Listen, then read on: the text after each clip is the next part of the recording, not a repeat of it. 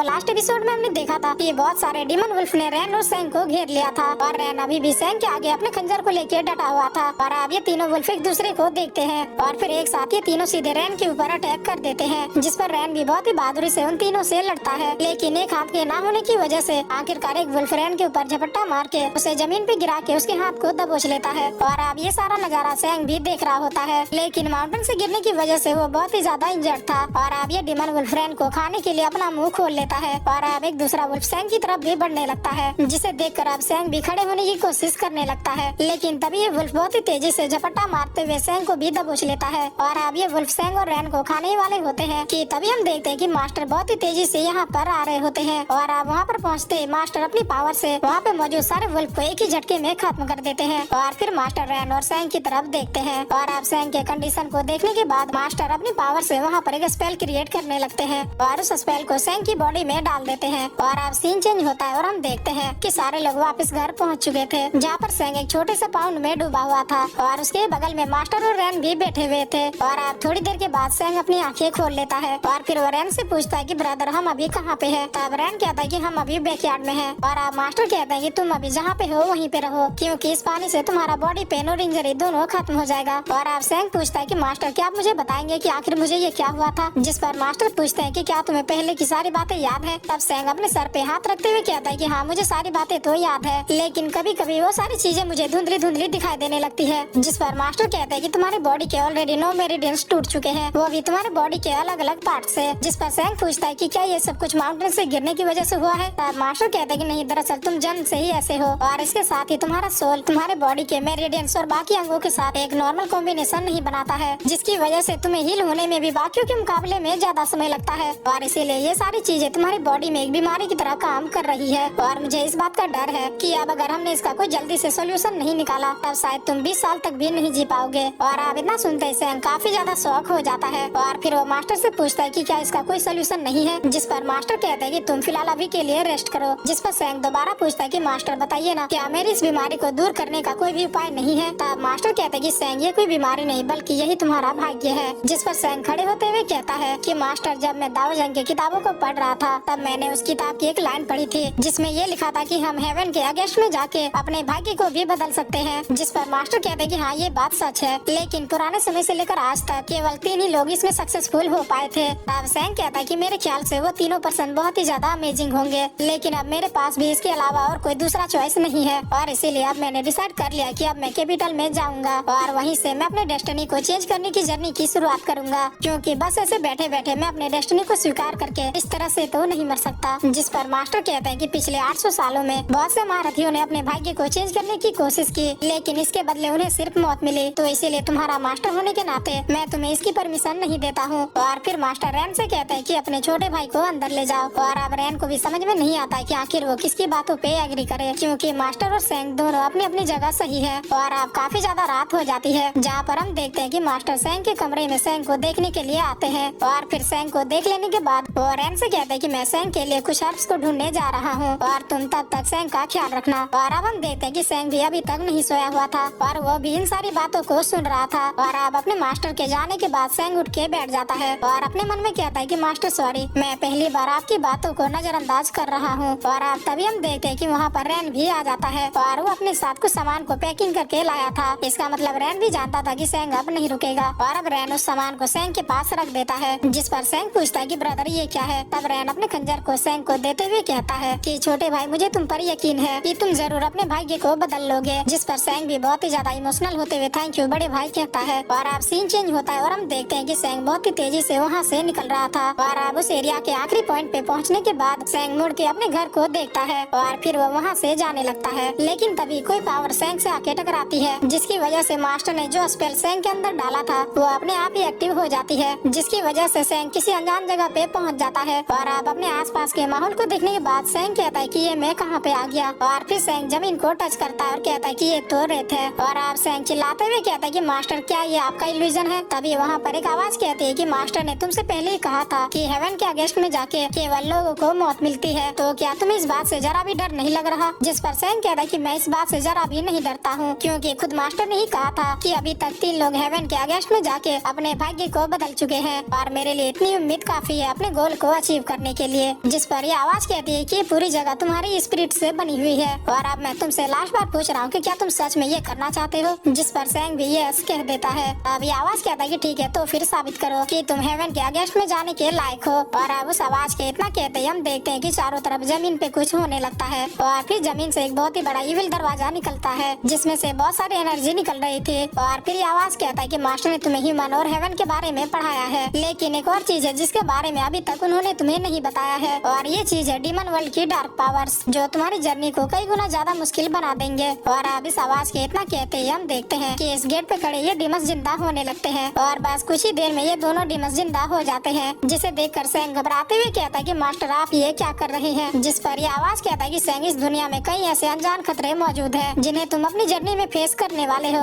और ये सब तो बस तुम्हारे लिए एक ट्रायल है। और इस आवाज के इतना कहते ही ये दोनों डीमंस बहुत ही तेजी से सैंग के ऊपर अटैक करने के लिए बढ़ जाते हैं, जिन्हें देखकर सैंग को बिल्कुल भी समझ में नहीं आता कि आखिर वो करे तो करे क्या। और अब ये दोनों डीमंस सीधे सैंग के ऊपर अटैक करने ही वाले होते हैं, लेकिन तभी सैंग अपनी आंखों को बंद करते हुए अपने मास्टर द्वारा सिखाए गए मंत्रों को दोहराने लगता है और फिर वो अपनी आंखों को खोलते हुए कहता है कि अब मैं पीछे नहीं हट सकता। और अब सैंग के इतना कहते ही हम देखते हैं कि उसके चारों तरफ फिर से एक ब्राइट एनर्जी निकलने लगती है, जो कि किसी पावरफुल थंडर की तरह सैंग से जनरेट होने लगती है। और फिर सैंग चिल्लाते हुए वहाँ पर अपनी एक बहुत ही बड़ी एनर्जी को प्रोड्यूस कर देता है, जिसकी वजह से वहाँ पर एक बहुत ही बड़ा धमाका होता है और सैंग के पावर की वजह से ये दोनों डीमंस अपने आप ही डिस्ट्रॉय हो जाते हैं और इसके साथ ही ये इविल गेट भी डिस्ट्रॉय होने लगता है। और अब सब कुछ डिस्ट्रॉय हो जाने के बाद उस जगह पे एक रेत का बहुत ही बड़ा बवंडर आता है और चारों तरफ बस रेत ही रेत हो जाता है, जिसकी वजह से सैंग भी अपनी आंखें बंद कर लेता है। और अब जैसे सब कुछ शांत होता है हम देखते हैं कि सैंग घास के मैदान में सोया हुआ था और अब सैंग उठता है और कहता है कि क्या मैं वापस आ गया। और फिर सैंग अपने सामने मास्टर को देखता है और उन्हें देखकर सैंग भी मास्टर के पास चला जाता है और फिर सैंग मास्टर को ग्रीट करते हुए कहता है कि मैं अपनी मर्जी से घर से कैपिटल जाने के लिए निकला था और इसमें बड़े भाई रैन का कोई भी दोष नहीं है और मैं ये भी जानता हूँ कि आपने वो इल्यूजन इसलिए बनाया था ताकि इस चैलेंज में आने वाले खौफनाक खतरों से मैं पहले ही आगाह हो जाऊँ। और मैं आपसे प्रॉमिस करता हूँ कि मैं आपके सिखाए हुए एक भी लेसन को कभी भी नहीं भूलूंगा। और अब मैं बिना कोई देरी किए कैपिटल में जाके सबसे पहले इस मैरिज को कैंसिल करवाता हूँ, क्योंकि अब जो रास्ता मैंने अपने लिए चुना है वो काफी ज्यादा डेंजरस है और इसीलिए मैं नहीं चाहता कि मेरी वजह से किसी और की जिंदगी बर्बाद हो। जिस पर मास्टर कहते हैं कि तुम कैपिटल जा सकते हो और अगर वहाँ पर तुमने 6 ट्रायल को पास कर लिया और हेवनली बुक म्यूजियम में एंटर कर गए तो फिर तुम्हें वहाँ की हेवनली बुक्स को पढ़ने का मौका मिलेगा और आज अभी से और अब से तुम जियोगे या फिर मरोगे इसका फैसला हेवन तय करेगा। इसीलिए मेरे बच्चे अब चाहे जो भी हो तुम हमेशा बिना डरे बस आगे बढ़ते रहना और इस बात को याद रखना कि मैं और तुम्हारा भाई हमेशा तुम्हारा वेट करेंगे। और अब अपने मास्टर की बातें सुनने के बाद सैंग बहुत ही ज्यादा इमोशनल होकर सीधे अपने मास्टर के सामने झुक जाता है और कहता है कि मुझ पे भरोसा करने के लिए आपका बहुत बहुत धन्यवाद और मैं आपको और भाई को कभी भी निराश नहीं करूंगा। और अब मास्टर और सैंग दोनों उगते हुए सूरज को देखने लगते हैं और अब सीन चेंज होता है और हम देखते हैं कि सैंग कैपिटल में पहुंच जाता है और फिर वो आदमी से एक पता पूछता है, जिस पर ये आदमी भी आगे से राइट लेने के लिए कहता है। और अब हम एक और लड़की को देखते हैं जो कि सैंग को जाते हुए देख रहा था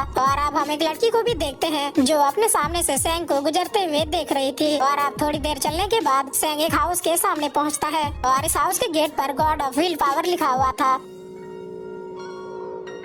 और फिर इसी के साथ ये एपिसोड यहीं पे खत्म होता है।